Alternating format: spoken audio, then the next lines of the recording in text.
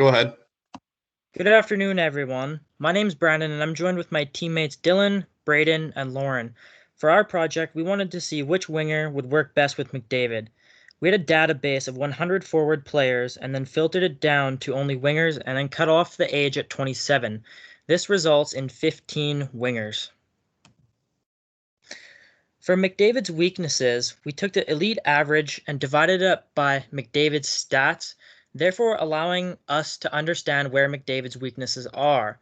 So for example, if we looked at BS, blocked shots, we can see he's more weak in this area along with his hits percentage.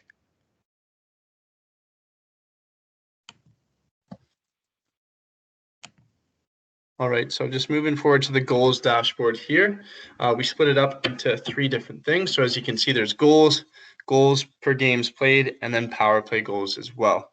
So we're going to start off with goals. This set of data was taken over a span of 5 years. So it's just been constructed over that period of time. So you can see the red line there, which is the elite average. So that is constructed of the 15 players. There is a few players who are above that. Just a little bit higher, quite a bit higher actually, we have McDavid. He is the green line. He has 167 goals in the past 5 years. And then just a little bit above that, we had David Pastrnak at 169 goals. And then we also have a little bit lower, Patrick Laine, who's at 147 goals. So this is really important for us because McDavid is a playmaker. So if you don't follow hockey or anything like that, he's a pass first kind of player. So what that means is you want to have people and wingers that can take shots and are taking shots. And obviously the people with the most goals are going to be taking the most shots. So a more accurate thing to look at though, and this is constructed by Dylan here, what he did to get the goals per games played, he took the goals and then divided it over the amount of games they played. Because since this set of data was taken over the past 5 years, what will happen is there'll be players who have only been in the league for a year as opposed to someone who's been in the league for 5 years. So obviously that would be unfair.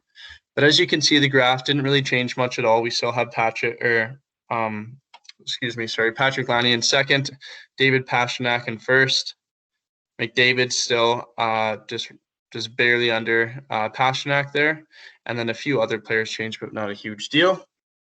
And then moving on over to the power play goals, which is a super important part because as you can see, McDavid is quite a bit lower than everybody else.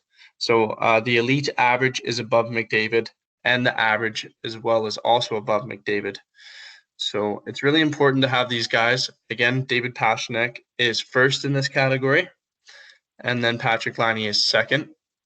But it's very important to have these players here to make up for where McDavid is weak. So this is a really strong suit and a great thing to have David in first here. For the Fenwick dashboard, the three graphs that we're going to analyze is expected goals for percentage, Fenwick for percentage, and Fenwick for percentage relative to their teammates. I will explain the statistics as best as I can because they can be kind of confusing. So starting with the expected goals for percentage, what that is it counts all the goals that the players on the ice for and totals them. Well, it creates a percent where if you get 50 or more percent, it means more of the goals are for your team while you're on the ice. And so you're going to want a player that is above 50. So we can see McDavid is almost at 54%, and the elite average is 52, whereas Patrick Laine is at 46. So he's kind of not doing too hot in this area. But Jake Getzall takes this with 55%, and David Pastrnak, who was the winner from the last dashboard, is at 54.5%, which is still pretty close and good, and he is above McDavid. So that's one thing to note there. But moving on to the Fenwick 4%, what that's calculating is the amount of shot opportunities that are for or against your team, excluding blocked shots. So it's more dangerous shots that it's counting. And again, as a percent, you want to be above 50 so that you have a higher Fenwick 4 percent. So the winner in this one is Matthew Tkachuk with 55. McDavid and the elite average are so close, they're around 52. And David Pastrnak is again 54.9, so close. So he's still doing pretty good there. But the Fenwick 4 as a percent relative to their teammates is taking this statistic and comparing it to their teammates and seeing how well they perform there. And so, as we've been seeing this whole time, Line A is not doing well in either one of them. And so, when we relate him to his teammate, he's doing terrible compared to his teammates. So that's one thing to note with that. Whereas McDavid and Matthew Tkachuk, who's the winner in this one, are carrying their team. They're outperforming their team.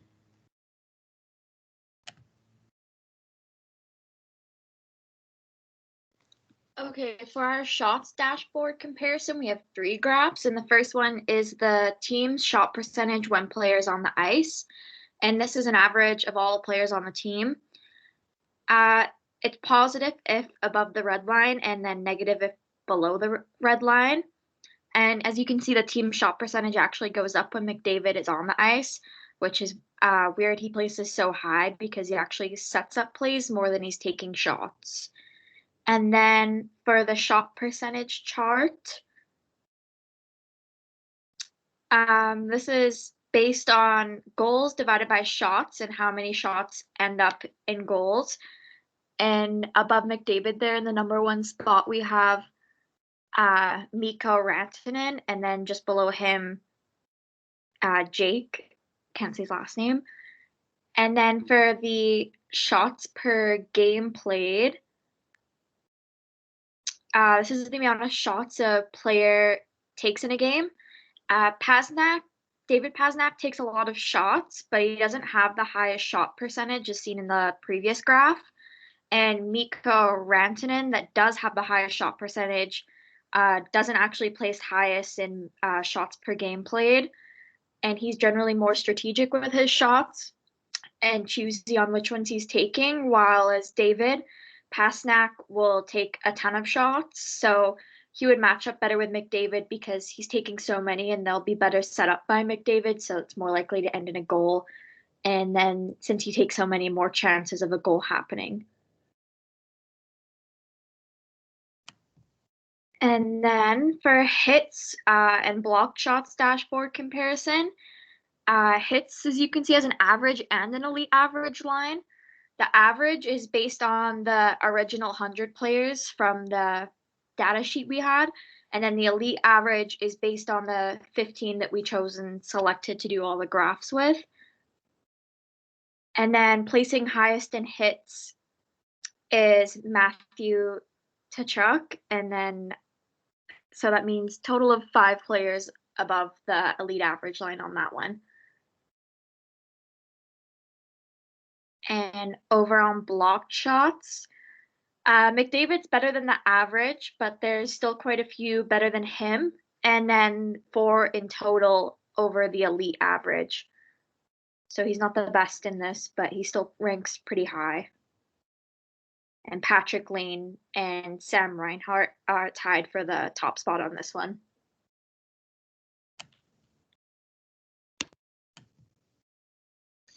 For their on-ice goals, or just on-ice performance, rather, we have 2 graphs for on-ice goals for and on-ice goals against. So for the on-ice goals for and against, what it's taken into account that you don't have to touch the puck in order for a goal to be created. Again, with the goal, you get a point for a goal, and then there's 2 assists assigned to that goal. And there's 5 players on the ice for a team. So you can touch the puck and not get a point. You can block somebody and not touch the puck and still get and still contribute to that goal happening. So for McDavid, his points per game is actually 1.34, something like that. So it's pretty close to this, which means he is either really bad when he doesn't have the puck, or he's carrying his team, and for his team to succeed, he needs to touch the puck. And as we have noticed previously in the Fenwick dashboard, he is one of the players that would be considered carrying his team. So that's kind of comparing this. And the winner in this this graph is Philip Forsberg, next to David Pastrnak. The next graph is interesting. We swapped the colors here, so you don't want to be by McDavid because he is quite high for goals against. He's almost getting scored on a goal a game, which is not too good. And Philip Forsberg is just a little bit worse in this area than McDavid. So we would actually, for this area, we'd actually want to choose this guy, Travis Konecny, for not getting scored on as much. For the score overview, this is slightly chaotic, but what it is it shows the path that a player took throughout our analysis section. So if we look at someone interesting like David Pastrnak, his name came up quite a few times, and we're kind of assuming he'll win, just knowing who he is. We can see where he went here. He was the first place for 3 in a row, and then he dipped and dipped quite a bit here, and then came back up for the shots per game, and then dipped quite a bit here, and then dipped even more for goals against. He's getting scored on a little bit more than we'd like, but he was at the beginning at the top here. Another player to note is Line. What happened here? He wasn't doing too well in this area, as we had mentioned before. So, and in this graph here, we have David Pastrnak has the most placements. So practically what it was is we tallied up a bunch of points and then put them together and reversed it in the graph. So the way it worked is we made it a formula in an Excel file and tiled everything together. And then the person with the least amount of points was the best suited for McDavid. So we just wanted to flip that so it wasn't deceiving to your eyes. So we changed it to the amount of placements. Therefore, David Pastrnak is the best suited one for the players there. So if you go to the next slide, that's David Pastrnak. And then along with all of his stats as well. So you can take a look at his plus minus, his assist, his block shots, goals, games played, hits, on ice, games against, practically everything we went over. And then we came out on top with David Pastrnak, so he would be the best fit. And that is the end of our presentation. So thank you for listening.